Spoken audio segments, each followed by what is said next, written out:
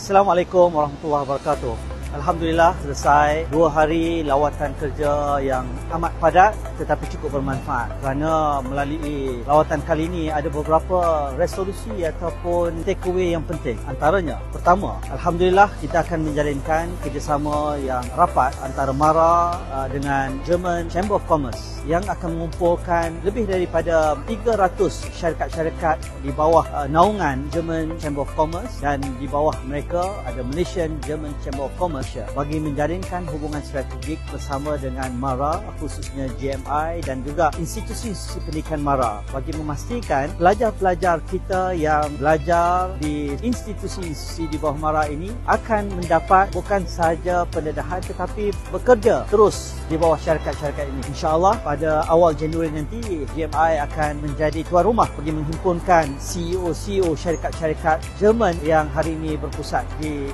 Malaysia. Kedua, kita juga telah berjaya mengadakan perbincangan yang begitu baik sekali dan kesediaan untuk CEO Bosch, khususnya CEO Bosch Malaysia, untuk menjadi salah seorang daripada penasihat kepada Majlis Civet Negara yang baru ditubuhkan dan dipengerusikan oleh Amat Berhormat Timbalan Perdana Menteri Datuk Seri Dr. Ahmad Zahid Hamidi, dan mereka juga bersedia untuk membantu Malaysia dalam merangka dasar ataupun blueprint Civet Negara yang dikemudikan oleh Timbalan Perdana Menteri, yang MARA dan saya sendiri merupakan salah seorang daripada anggota Majlis Civet Negara ini. Ketiga, Alhamdulillah juga kita berjaya mengadakan kerjasama. Ada 4 MOU yang ditandatangani antara GMI, iaitu German Malaysian Institute di bawah MARA, dengan 4 universiti di sini untuk mengadakan kerjasama, bukan sekadar menghantar pelajar-pelajar kita ke sini, tetapi juga mengadakan program training of trainers ataupun program exchange, pertukaran tenaga pengajar antara universiti-universiti di sini dengan GMI khususnya, yang mana kita juga akan menghantar tenaga pengajar kita untuk belajar daripada pelbagai industri bagi membantu program dan pengupayaan industri Civet Negara. Keempat, kita juga telah mengadakan pertemuan dengan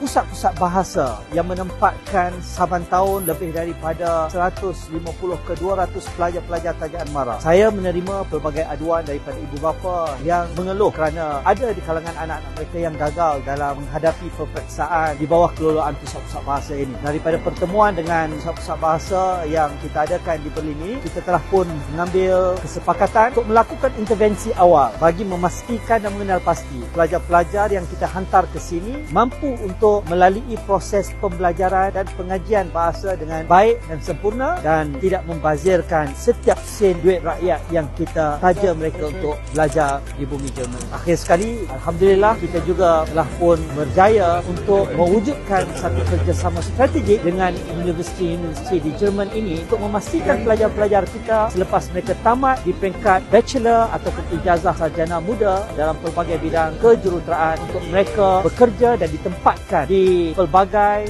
syarikat-syarikat dan industri-industri terpilih di Jerman ini selama beberapa tahun sebelum mereka akhirnya pulang ke Malaysia, sama ada meneruskan pekerjaan dengan syarikat-syarikat ini di Malaysia ataupun mendapatkan pengalaman, dan juga yang paling penting mereka akan diberikan sijil profesional dengan tempoh masa mereka belajar sambil bekerja untuk memberikan nilai tambah kepada keberadaan mereka di bumi Jerman ini. Mudah-mudahan segala yang telah direncanakan dan dicapai memberikan manfaat bukan sahaja pada pelajar-pelajar MARA tetapi seluruh rakyat Malaysia dan generasi muda negara pada masa akan datang. Assalamualaikum warahmatullahi wabarakatuh.